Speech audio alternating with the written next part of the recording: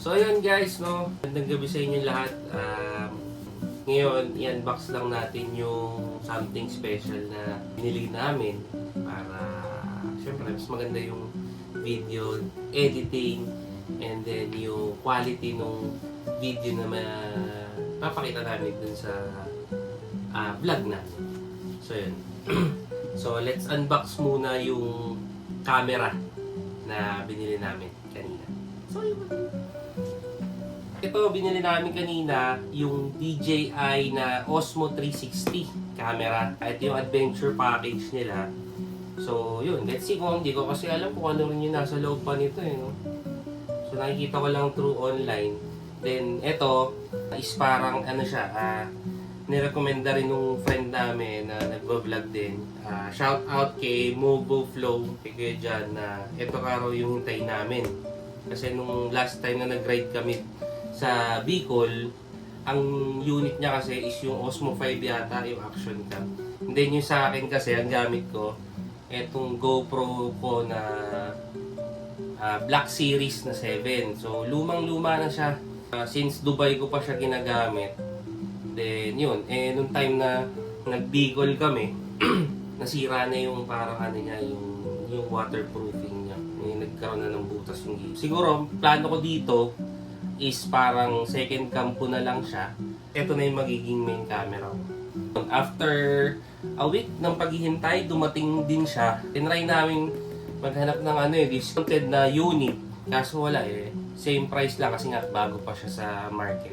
So yun, let's see kung ano yung nasa loob ng camera. Yun nga pala, ang price nga pala nito guys is 30,990 yung bili namin. Sa unit niya is medyo pricey pero nakita ko sa review naman, feeling ko sulit eh. Sulit to.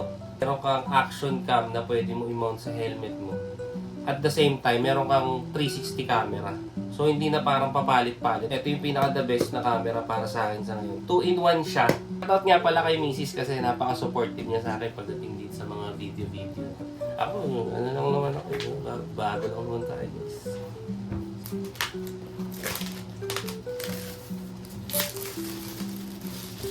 Yung pag open mo, ang meron is yung stick niya. Ayan, may stick. May push din siya guys na kasama. Ganda with Osmo logo pa. Tapos yung cable niya na C-type mount. So pwede mo siya ilagay sa chin mount ng helmet mo. Tapos ito compatible to sa lahat ng Osmo. Ito yung yung rubber cover nung lens niya. So, may logo rin siya ng Osmo doon. Tapos yan, chip lang. Sticker na DJI.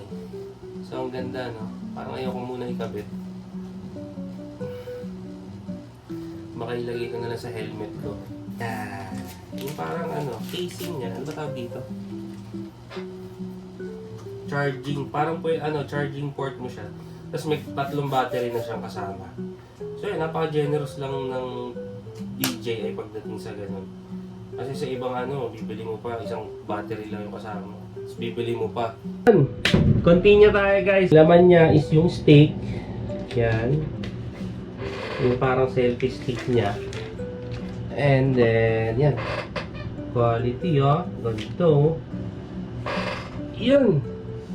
Haba din, Kita nyo guys.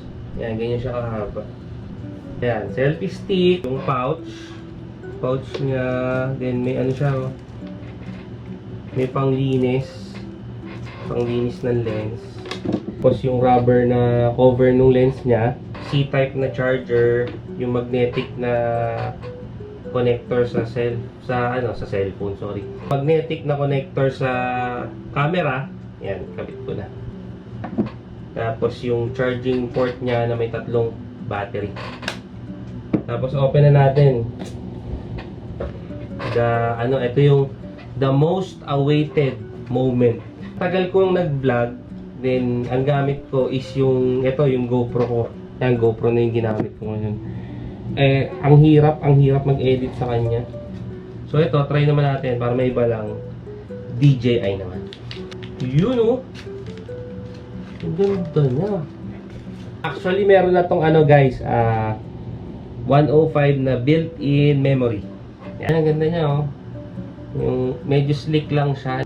Ay mo pala, kailangan ko pa pala i-register yung camera.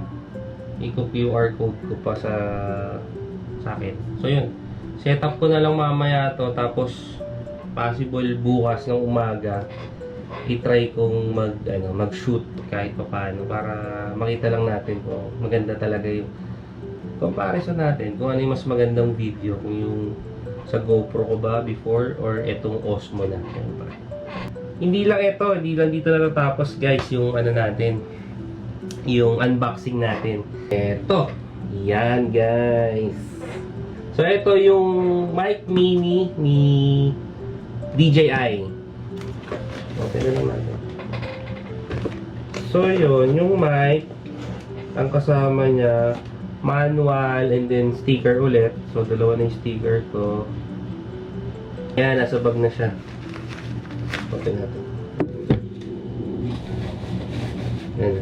So yun, may pouch. May kasama na siyang pouch ng mic. USB-C type charging, tapos connector yata ito. Para siyang parang maliit na daga oh. Cute.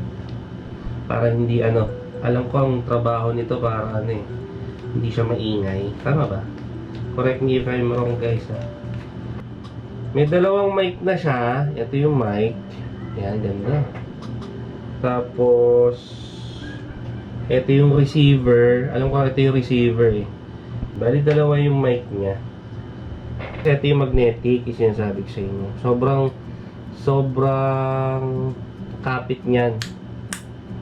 So kahit saan mo siya ilagay. For example, gusto mo ilagay sa damit mo, biglaan, may shooting kayo. Ayan, lagay mo na siya dyan. Tapos lagyan mo nun para hindi maingay yung surrounding. Ito, lagyan mo nito. Yan, tapos pwede ka na mag-start.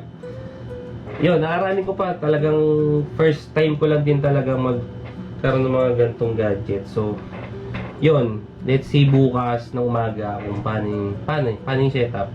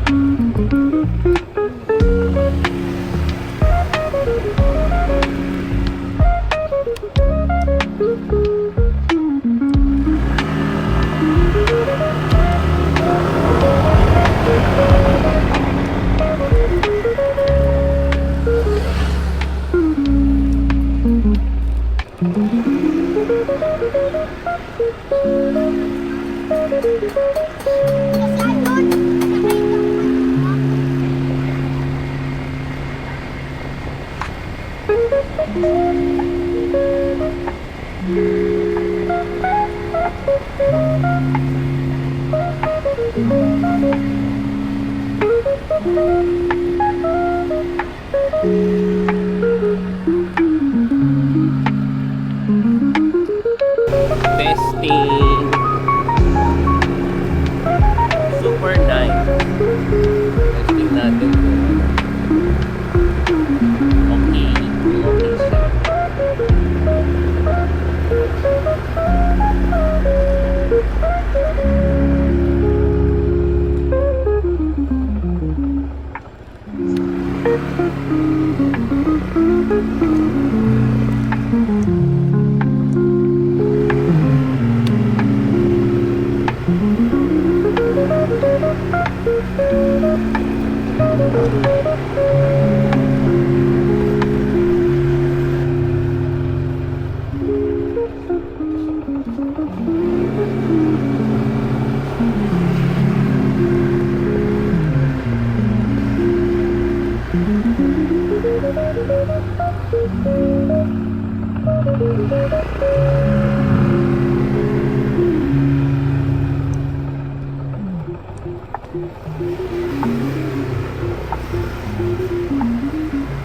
Ang